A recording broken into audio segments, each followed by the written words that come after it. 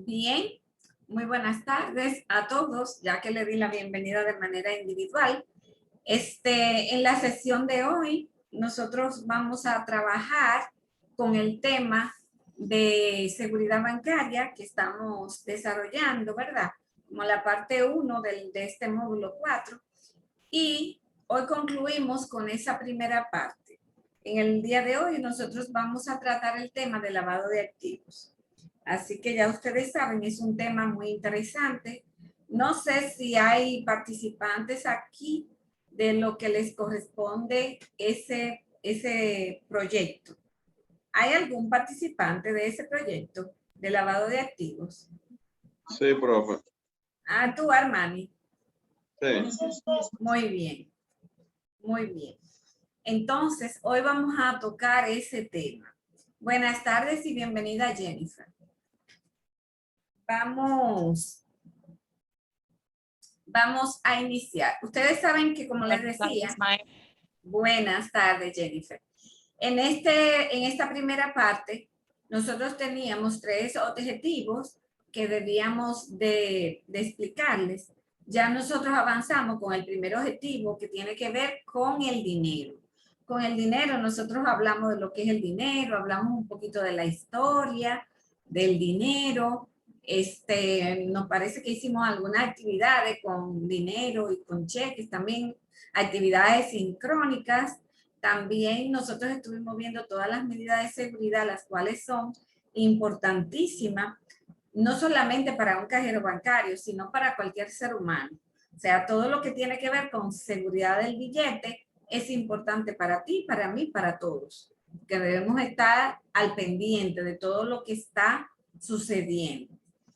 Y en la última sesión que tuvimos la semana pasada, estuvimos trabajando con la parte de lo que es la ley de cheques. Cuando los tipos de cheques, que son los cheques cruzados, no endosables, los cheques bancarios, cheques cruzados, como le dije, en fin, diferentes tipos de cheques y sus diferentes endosos.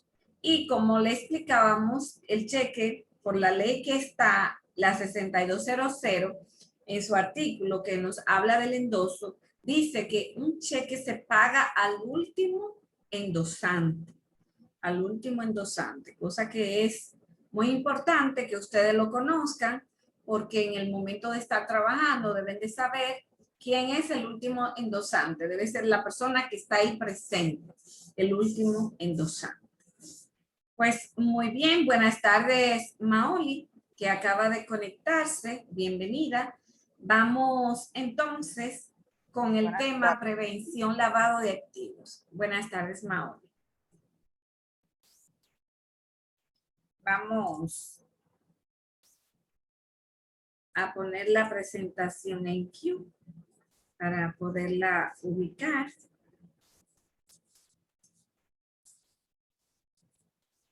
Y vamos a ver un participante o una participante que quisiera leer y comentar esta frase, o solamente leer y los demás pueden comentarla.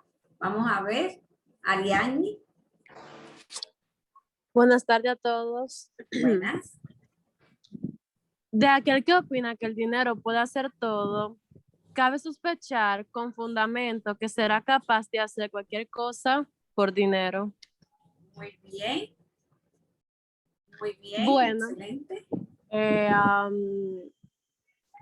Yo entendí, pero yo no quiero hablar.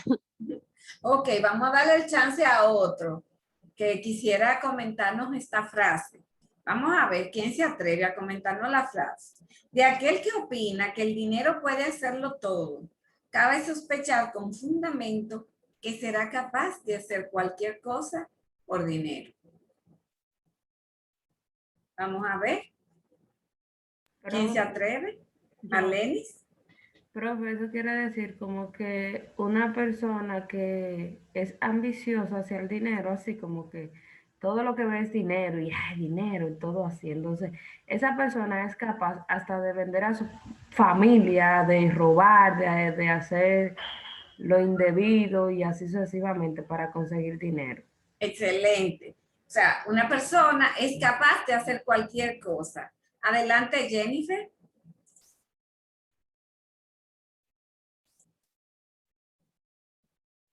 Jennifer, tenía la mano levantada.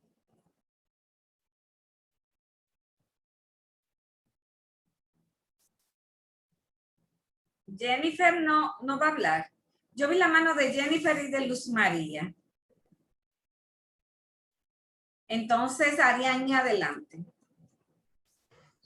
Profe, que no solamente tiene que ver, un ejemplo, solamente dinero. Un ejemplo, la gente que usa vicio, o sea, como que, ¿cómo explicarle? Sí, Como que profe, mi compañera Ya, Jennifer, dame un segundo que como tú no no, arrancaste, le di la palabra a Sí. Ariane. no está bien de aquí ya hable. Sí, Ahí profe, está. no me escucho. Sí, adelante, Jennifer.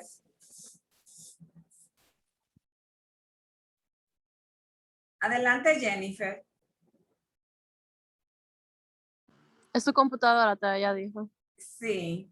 Entonces, continúa, Ariane. Bueno,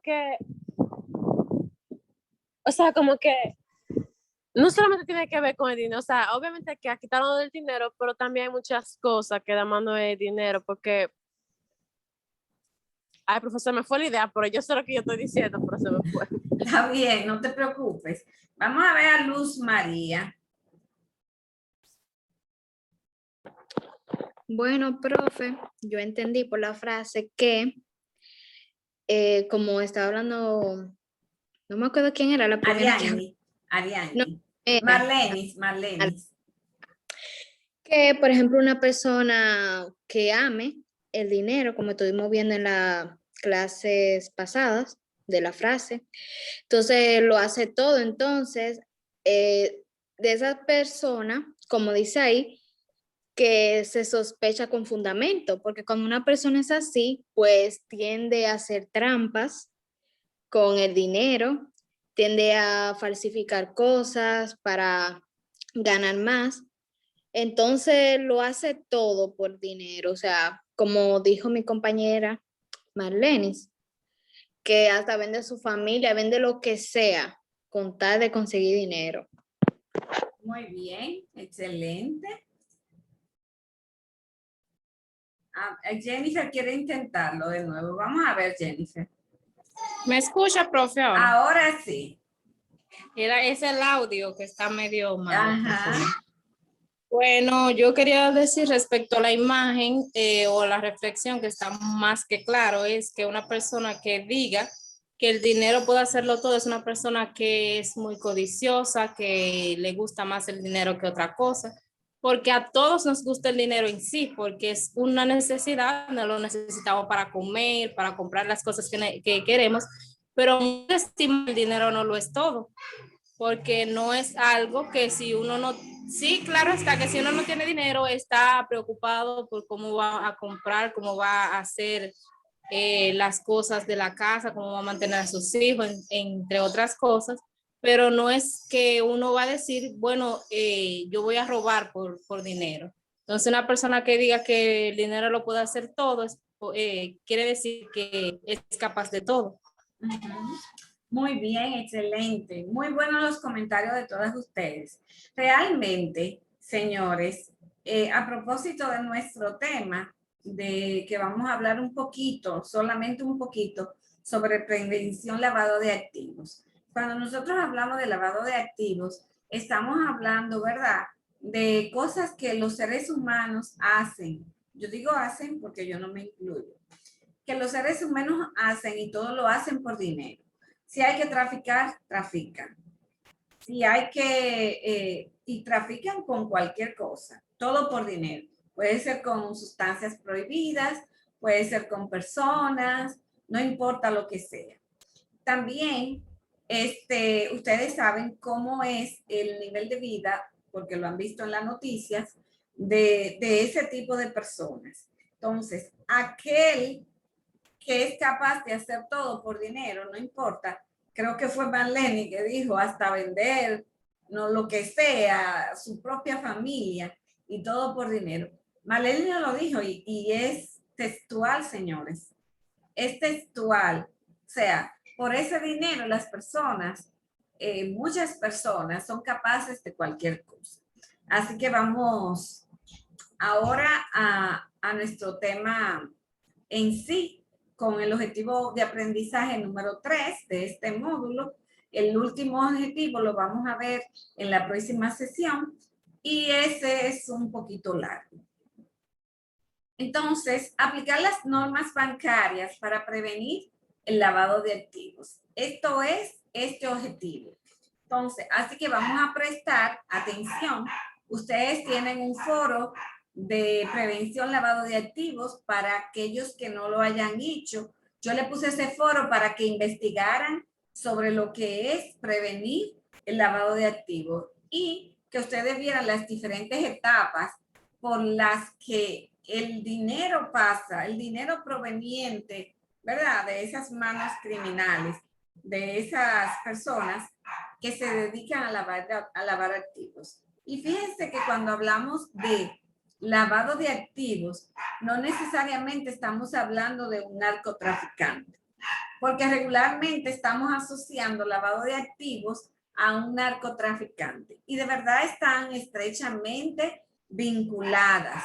Regularmente el narcotraficante es quien lava activos, pero hay otras personas que lavan activos y no necesariamente son narcotraficantes. Por ejemplo, una persona que esté evadiendo los impuestos, ya esta ley, la 155.17, incluye una pena por lavado de activos, tan solo por evadir impuestos. Al momento de evadir impuestos, es un dinero que sacan de los negocios, por ejemplo, un dinero que es, a lo mejor es lícito, pero en su totalidad es ilícito porque no pagó los debidos impuestos. Entonces, ese dinero, esa persona los necesita colocar en el mercado financiero de la República Dominicana.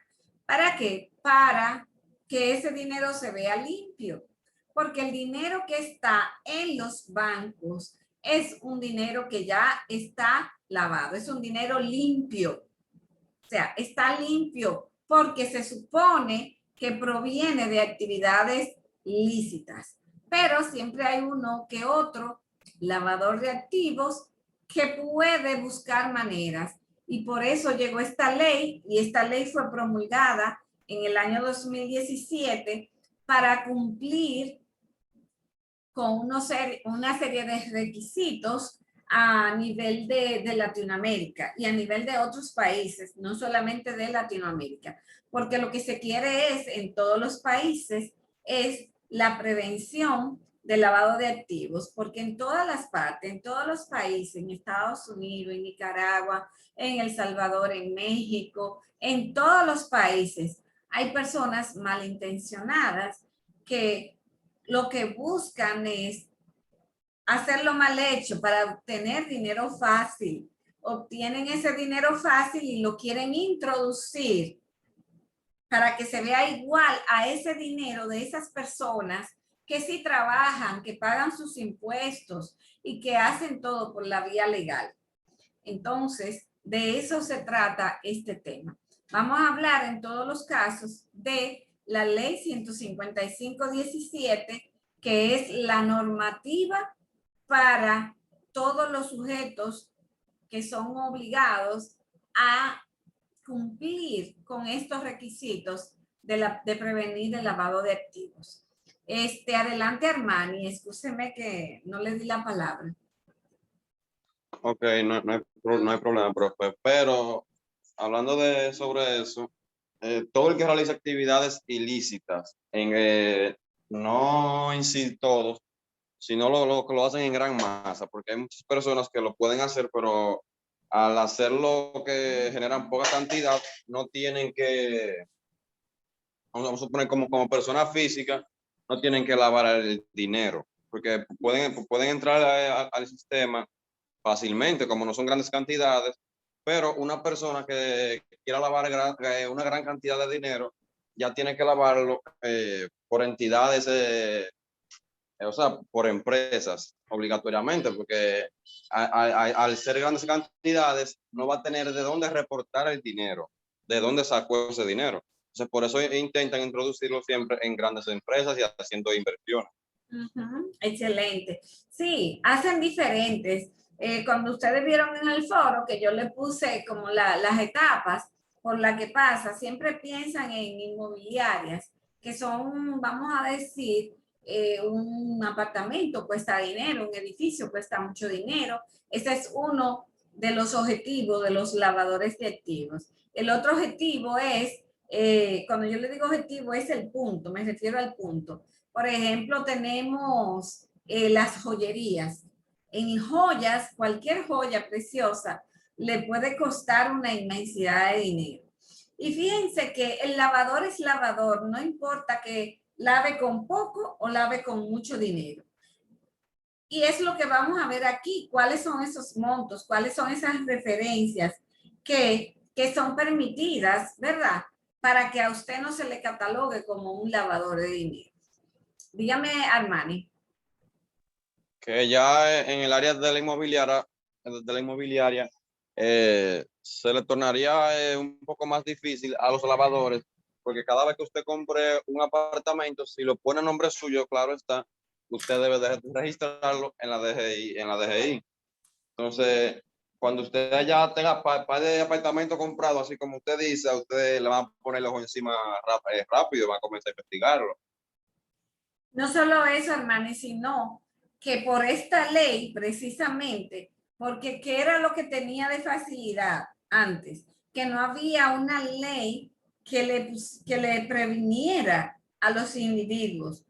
Había una ley, la 7202, pero esa ley estaba más para las entidades financieras. O sea, no alcanzaba, el alcance de la ley no llegaba a ciertos sectores. Ahora, con la ley 155/17, sí se llega a diferentes sectores. Y es lo de las cosas que vamos a ver con este tema. Entonces, por ejemplo, antes usted compraba un apartamento y usted podía fácilmente buscar 2 millones de pesos y llevarlo en efectivo. Y ahí no había ningún rastro para usted. Y a esas eran las facilidades que habían porque no había prevención. Ahora con esta ley, que muchas empresas han tenido que adecuar sus sistemas, han tenido que adecuar su personal, han tenido que dar capacitaciones varias veces al año sobre prevención del lavado de activos, de tal forma que el personal siempre tenga todo esto bien fresco. Entonces, la ley de activos, lavado de activos, según la ley 155/17, es un proceso en el cual personas físicas o jurídicas, porque no solamente son personas, también hay empresas que pudieran hacerlo, también hay organizaciones que pudieran hacerlo.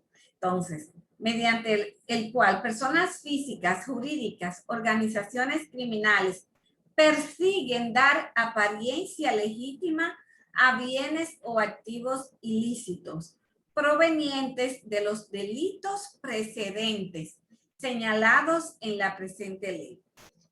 A quienes le tocan, si quieren abundar un poquito, a quienes les toca este proyecto de prevención lavado de activos, puede abundar un poquito cuáles son esos delitos precedentes.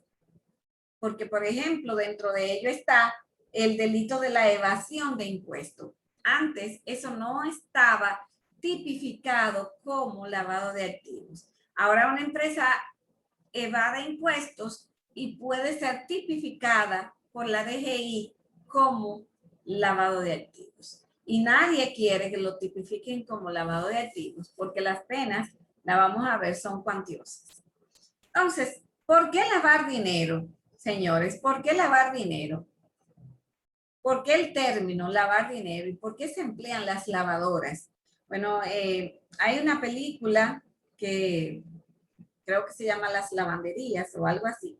Las lavanderías eran unos negocios muy lucrativos en Estados Unidos. En Estados Unidos no es como aquí. Aquí todos tenemos una lavadora, ya sea pequeña, mediana, grande, como sea. Pero hay que buscar la forma de tener esa lavadora en la casa. En Estados Unidos no. En Estados Unidos, en ese entonces se dieron cuenta un grupo de personas de que ese era un negocio rentable, porque no todo el mundo tenía lavadora. Quizás no por lo que cuesta una lavadora, sino por lo que significa tener una lavadora en la casa, que no todo el mundo la tiene ni en todos los apartamentos hay. Entonces, ese negocio se vio que fue un negocio próspero y ese dinero se invertía en esos negocios. Y ahí, a través de ahí vino lo que es la palabra lavar activos, porque los pioneros, no estoy diciendo que son los primeros, lo que hacían eran esto, ponían negocios de lavadora, de lavar y planchar, ¿verdad? Lo que le llamamos aquí lavanderías. Entonces, esos eran negocios muy lucrativos. Y el dinero ya proveniente de ese negocio, aunque pagara sus impuestos, era un dinero limpio. Algunos conceptos claves que ustedes tienen en la ley 155/17 es, por ejemplo, debida diligencia. Debida diligencia es un término bien manejado y dominado en todos los sectores que son sujetos obligados. Esta ley, y vamos a ver qué es un sujeto obligado cuando yo me refiero a un sujeto obligado. Entonces, la debida diligencia no es más que la empresa debe de tener políticas que sean exigentes, que pueda profundizar, que se puedan ver esos resultados que estamos arrojando para que en un diagnóstico de riesgos, por ejemplo, debida diligencia, por ejemplo, de los clientes, debida diligencia de los suplidores, debida diligencia de los empleados. O sea, se realiza la debida diligencia y significa que yo debo de profundizar quiénes son esas personas, quién es ese cliente, quién es ese proveedor, quién es mi empleado. Y a la vez, con esa profundización, yo pueda diagnosticar, yo pueda determinar algunos riesgos provenientes de esos análisis que yo vaya a hacer. ¿Me di a entender ahí? La operación sospechosa, señores.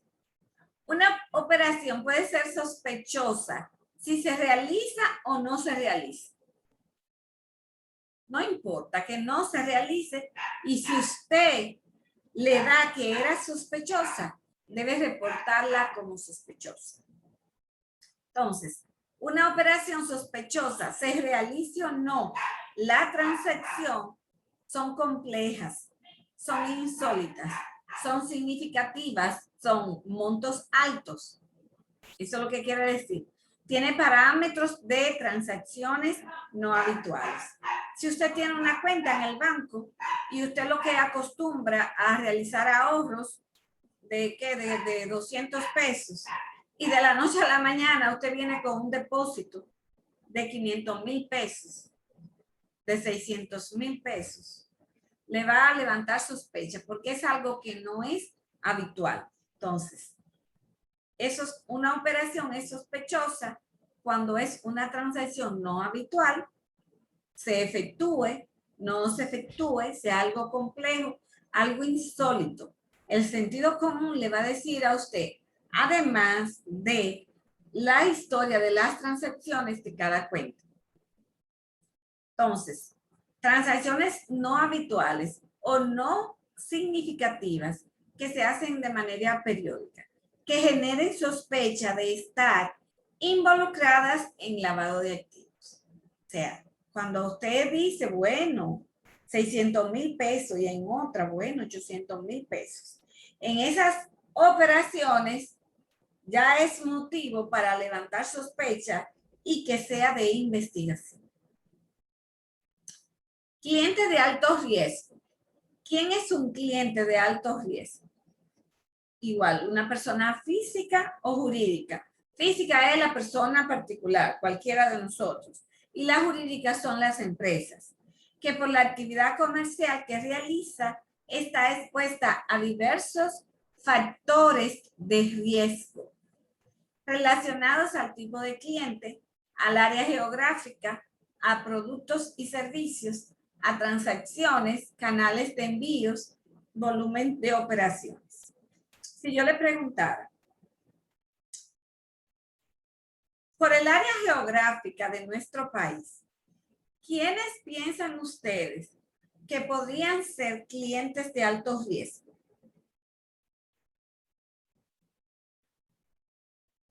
Por el área geográfica de nuestro país, ¿quiénes podrían ser clientes de alto riesgo? Vamos a ver. ¿Quién puede ser un cliente de alto riesgo?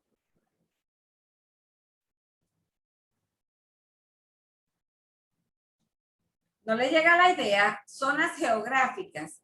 Estamos hablando de zonas geográficas. ¿No le llega la idea a ninguno? ¿Mm?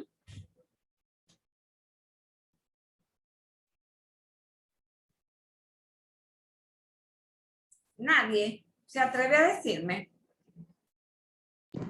Profe, aquí estoy un poco confundida porque un ejemplo puede ser el área turística, ¿no? Claro, área turística, muy bien. Un área turística. ¿Quién más puede ser?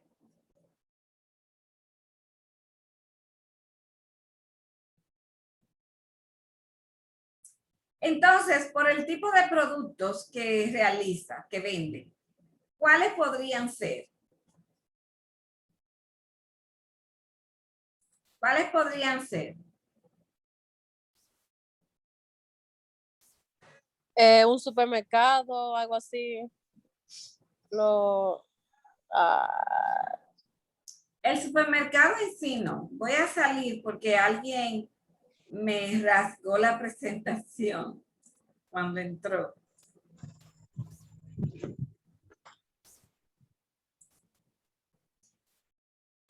Entonces, Armani, vi que tenía la mano levantada. Sí, ya puede ser en formato de producto, vamos a decir, la panadería Cameca, la fábrica Rica, los jugos. Esos productos no generan sospecha de lavado de activos, por lo cual no representan ser clientes de alto riesgo. Profe, ¿cómo se dice esto? La tienda de vapes, de vape, No, un vape shop, no.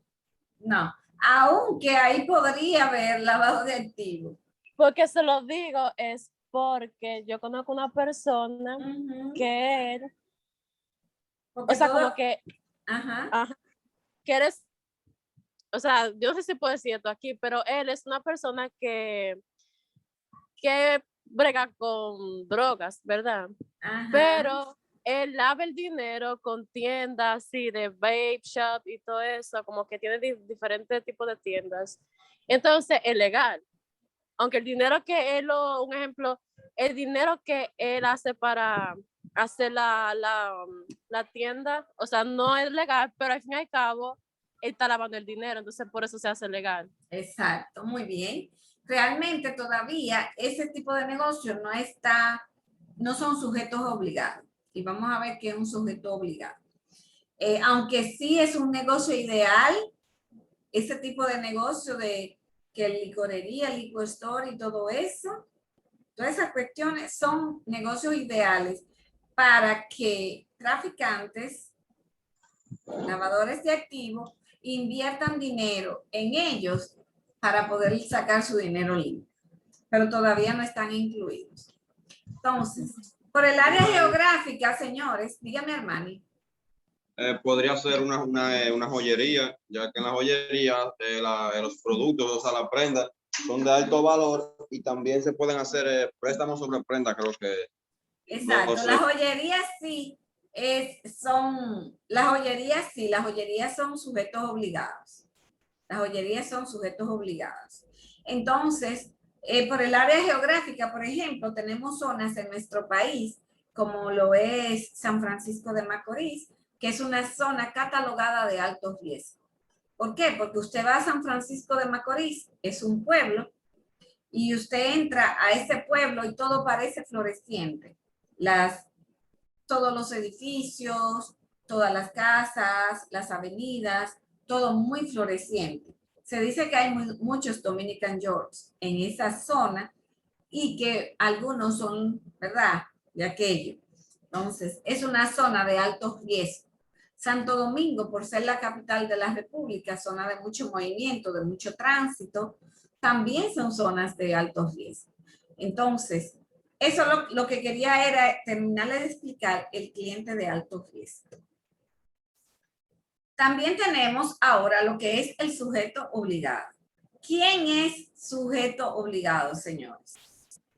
Es una persona física o jurídica, o sea, es una persona o una empresa que en virtud de esta ley, la 155.17, están obligados al cumplimiento. Desde que mencionamos sujeto obligado, debemos relacionarlo con cumplimiento de las obligaciones. ¿De qué? ¿Cuáles son las obligaciones? Prevenir, detectar, evaluar y mitigar los riesgos de lavado de activos, financiamiento del terrorismo y cualquier otra medida para prevenir la financiación y proliferación de armas destructivas. Están todas ligadas. Entonces, sujeto obligado es aquella persona o empresa que en virtud de esta ley 155.17 debe cumplir con este mandato. Si ustedes han abierto el archivo que le puse de la ley 155.17, son como 86 páginas. Y esas 86 páginas, los sujetos obligados deben de sabérsela, estudiarla y aplicarla. Todo lo que dicen deben de aplicar. Las acciones penales y administrativas. Entonces, vamos a hablar un poquito que las acciones penales tienen infracciones de 4 a 20 años. Las penales, ustedes saben cuáles son esas. ¿Cuáles son las penales? Una infracción penal. Le cabe prisión, ¿verdad? Además de todo lo otro. Entonces, las infracciones penales van desde 4 a 20 años de prisión, dependiendo de la gravedad de la infracción, y de 100 hasta 600 salarios mínimos nacionales. También tienen el decomiso de bienes y la inhabilitación para ser contratados en instituciones financieras por 10 años. Fíjense bien, el que está en una infracción. ¿Cuál es la infracción? ¿Qué significa? Incumplir con un mandato de esta ley. Si hay un banco que incumple con el mandato de esta ley, le cabe todo esto. Una penal. ¿Por qué? Porque el banco es un sujeto obligado que pertenece al sector financiero. Entonces, las sanciones administrativas son sujeto obligado financiero. Ya sabemos quién es sujeto obligado. Sujeto obligado son los que por mandato de la ley deben de cumplir con todos los reglamentos, los programas, los requisitos de la ley. Entonces, ¿por qué financiero y no financiero? Porque financieros son todas las entidades que están dentro que son intermediarios financieros. Ahí tenemos los sujetos obligados financieros. Y los sujetos obligados no financieros son los que no están dentro de la intermediación financiera. O sea, no son bancos. Por ejemplo, ahí están las joyerías, ahí están las inmobiliarias, como ejemplo. Entonces, dentro del sujeto obligado financiero sí tenemos los bancos. Entonces, el sujeto obligado financiero, en el artículo 74 de la ley, tiene una infracción que es muy grave. Para usted querer saber, usted puede ir a la ley o al material de apoyo y revisar, pero en la ley se va más seguro. Muy grave de 5 a 10 millones, grave de 2.5 a 5 millones y una infracción leve administrativa. Administrativa quiere decir que no lleva cárcel. No lleva cárcel. Leve de 1 millón a 2.5 millones, o sea, como pagar una penalidad. Y el sujeto obligado no financiero, según el artículo 75, una infracción muy grave es de 2 a 4 millones de pesos.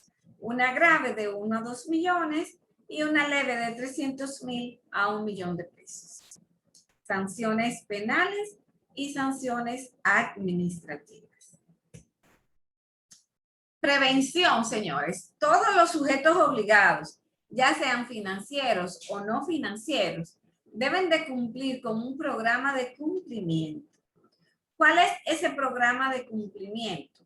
Bueno, aquí, como no estamos abundando, sino que ustedes tengan nociones generales sobre esta ley, le vamos solamente a mencionar algunas de las de los parámetros que deben de cumplir, de los procedimientos que deben de tener para cumplir con el programa de cumplimiento. Debe de haber una etapa de identificación de qué, del cliente, del suplidor, del empleado, del cliente de alto riesgo. Debe medirse qué se hace, qué no hace, qué está haciendo ahora. Debe de controlarse, o sea, debe de haber ese seguimiento que sea de control. Debe de haber un plan de mitigación de riesgos. Plan de mitigación de riesgos. Mitigarlo quiere decir reducirlos, porque los riesgos de lavado de activos siempre van a existir. Porque está la ley, pero siempre se inventan algo. Está la etapa de monitoreo. Hay que monitorear, ¿para qué? Para prevenir el lavado de activos. Todo debe estar basado en resultados en base a análisis de riesgos. O sea, todo debe ser realizado pensando en riesgos. Para todo esto se desarrollan políticas, procedimientos, formatos y muchísimas otras instructivos que los sujetos obligados, ya sean financieros o no financieros, deben de cumplir. Dentro del programa de cumplimiento, lo voy solamente a mencionar, dentro del programa de cumplimiento deben de tener una estructura organizacional, o sea, algo que sea bien legible, que se sepa quién es quién, porque en las infracciones penales o administrativas, los cargos directivos tienen penas, se le computa penas. Entonces, esa estructura organizacional debe de estar definida. Debe de haber una política para aceptar clientes. Debe de haber una identificación de cliente, de identificar el beneficiario final y de hacer la debida diligencia. La debida diligencia fue la que le expliqué al inicio, investigar profundamente. Entonces, el beneficiario final, en ese ejemplo que nos puso Ariani, por ejemplo, si esa persona está poniendo más negocio de lo mismo y no quiere que ser como es, aparecer como que es la persona dueña, pone a otra persona a que sea la dueña o pone un negocio, que ese negocio sea el accionista de ese otro negocio. Entonces, cuando se va a investigar ese otro negocio, hay que llegar hasta el final de quién es el dueño. O sea, que a través de la empresa se llega al dueño. Se deben segmentar los clientes por zonas geográficas, por ejemplo, por niveles de transacciones, volúmenes. Se hace una segmentación de clientes. Debe de haber un monitoreo automatizado de todas las transacciones. Los bancos tienen todo esto automatizado para no dejarlo a la persona humana a que haga o se le olvide. Respuesta a requerimientos de información. Deben de dar respuesta. Deben de trabajar un reporte de operaciones sospechosas. También un procedimiento de congelamiento preventivo de bienes. Políticas y procedimientos que garanticen altos estándares de contratación y capacitación. Es decir, que los empleados que son contratados en el sujeto obligado, ya sea financiero o no financiero, deben de haber altos estándares para la contratación. Debe de haber un código de ética y buena conducta en los negocios. Se escribe la política en torno a eso. Es mucho trabajo. Todavía hay empresas que están finalizando o dándole forma a todo este programa. Debe de haber un régimen de sanciones disciplinarias. Por ejemplo, si hay un directivo que incumple con el código de ética en alguna de sus partes, debe de haber un régimen de sanción que se le ponga a ese alto ejecutivo y también a los empleados en general.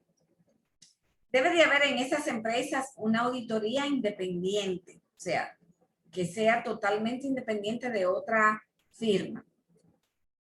Debe de haber un manual de prevención lavado de activos. Manual de prevención. Un manual es un libro así que imagínense.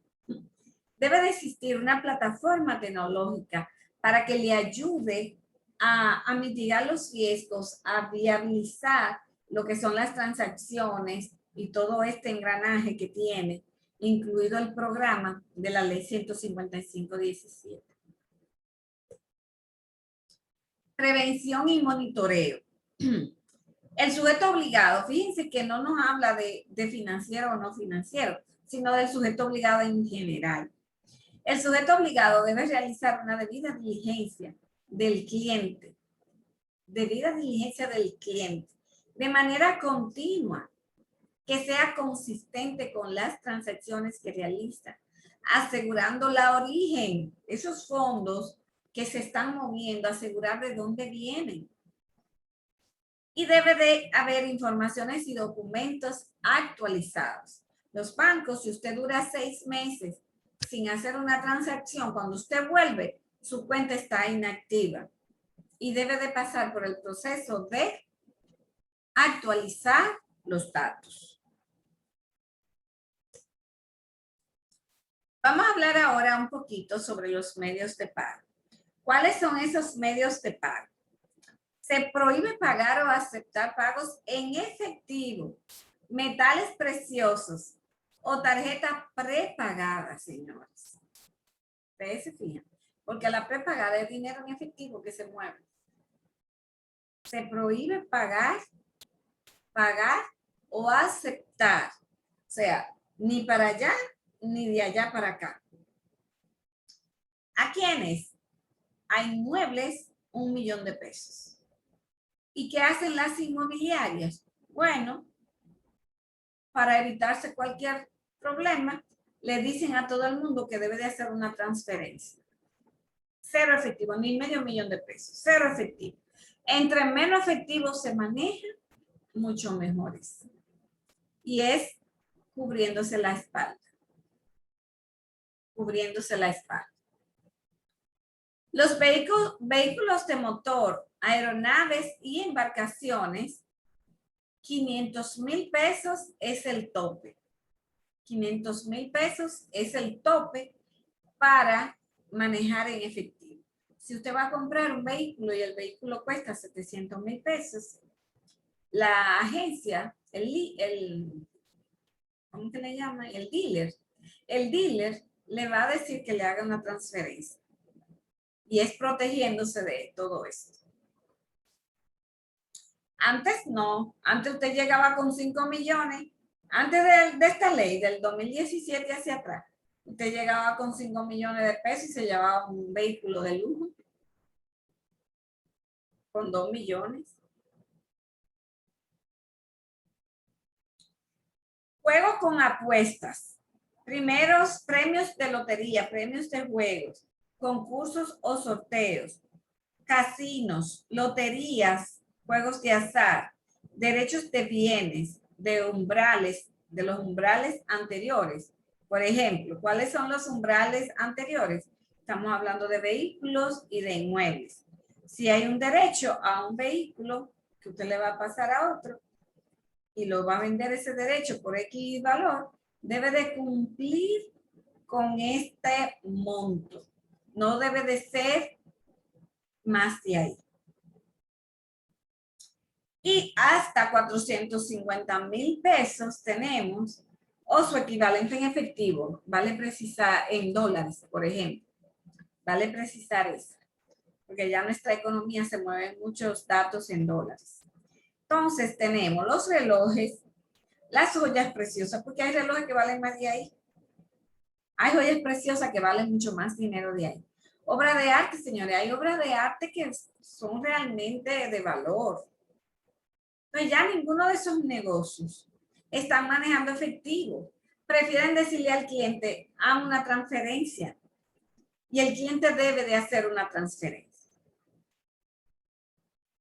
¿Alguna pregunta? Dígame, hermano. No tengo ninguna pregunta, profe, pero sí un aporte es para decir que el dinero lavado es mucho más difícil meterlo al banco que tenerlo en efectivo. Entonces, por eso es que se está usando más así. Es que el lavado no permite llevar ese dinero al banco, hermano. Si lo permite, usted va a pasar por un escrutinio. Como usted ve cuando usted escanea un documento, que el documento sale igualito. Así mismo lo van a escanear a usted. Y le van a investigar, oiga, su mamá, su papá, sus hermanos, su esto, todo. Porque sí, es una obligación del banco. Pero recuerde que todo el que lava dinero siempre intenta meter al sistema financiero un dinero legítimo. Claro. Entonces, o sea, después que el dinero ya vaya entrando al sistema financiero, dependiendo cómo lo vayan haciendo, es más difícil irle dejando prueba a los bancos. Aunque como ya lo descubran, pero se le va haciendo más complicado. Sí, es realmente más. Todos los días se están implementando medidas. O sea, este programa que yo le estuve mencionando, este programa no está cerrado. Los bancos, las entidades y todos los sujetos obligados deben de trabajar todos los días para mitigar los riesgos de lavado de activos. Entonces, por ejemplo, en la pandemia, en el año pasado, como todo el mundo estaba concentrado en pandemia, hubo unos inventos por ahí de lavadores de activos que violaron algunos parámetros, o sea, introdujeron dinero sucio a la banca nacional. Entonces, después de la pandemia, por ejemplo, no sé si son todos los bancos, pero por ejemplo, en el Banco Popular, si usted va a hacer un depósito, usted tiene que poner la huella. Eso no se usaba un año atrás. Debe de poner la huella, ya ustedes saben. Esa huella está linkeada a la Junta Central Electoral. ¿Ven? Eso es adicional al formulario que vamos a ver ahora. Entonces, sí, hay que trabajar en prevenir. Entonces, usted va a estar cogido ahí. Y si a usted que lo están mandando a otra persona a hacer ese depósito, usted va a estar agarrado ahí. Hasta usted va a llevar.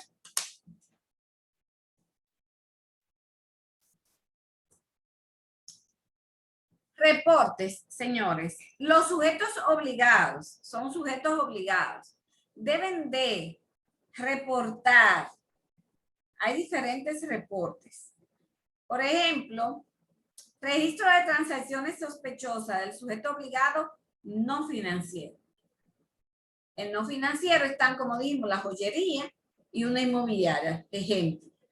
Son sujetos obligados no financieros. También tenemos los seguros incluidos y no son sujetos obligados financieros. Deben de reportar, hay un formulario que es, por ejemplo, de reporte de operaciones sospechosas, de operaciones sospechosas. Entonces, hay un tipo de formulario, ustedes ven que se repite. Aquí es al no financiero y este es al financiero. Y igual tienen 5 días después de la transacción sospechosa. O sea, hasta 5 días para realizar el reporte de la transacción sospechosa, se haya ejecutado o no se haya ejecutado, como quiera. El reporte de las transacciones en efectivo.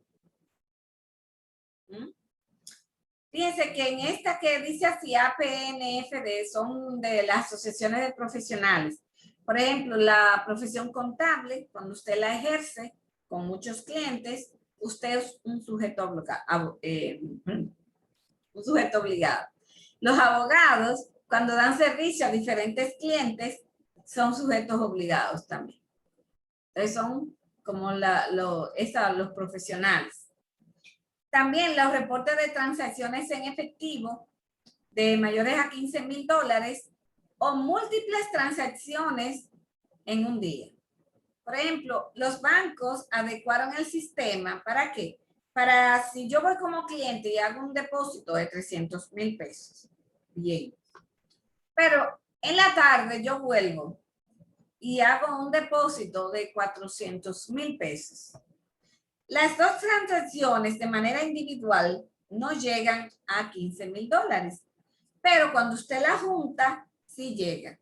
Entonces, en ese caso, se genera que tiene que llenarse ese formato que le vamos a explicar ahora, que son transacciones por encima de los $15,000 o su equivalente en pesos dominicanos.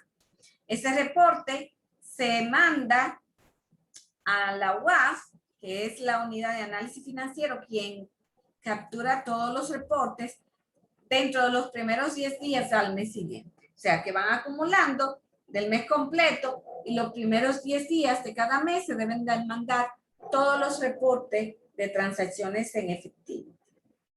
Y este otro reporte igual, son para los sujetos obligados financieros. Este para el no financiero y este para el financiero. Igual, $15,000 o su equivalente en moneda local.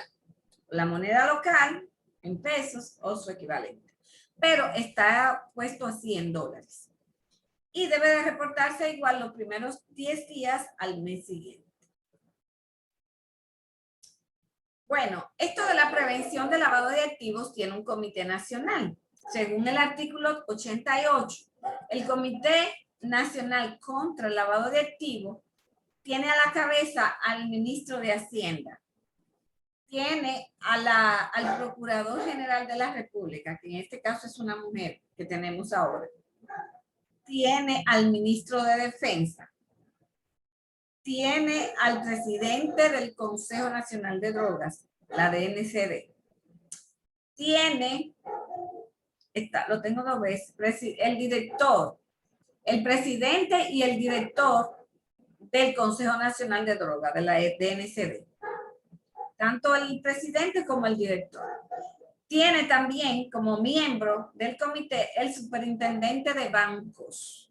Superintendente de bancos. Acuérdense, tiene que supervisar a los bancos y tiene que supervisar que se cumpla con todo. Y también tenemos el superintendente de valores como miembro del comité. Y tenemos a la UAF, que es la Unidad de Análisis Financiero. UAF, Unidad de Análisis Financiero. Según el artículo 91, ejerce la secretaría. ¿Qué significa secretaría? Todos los documentos llegan ahí para ser analizados y de ahí se van a la Procuraduría en caso de ser necesario.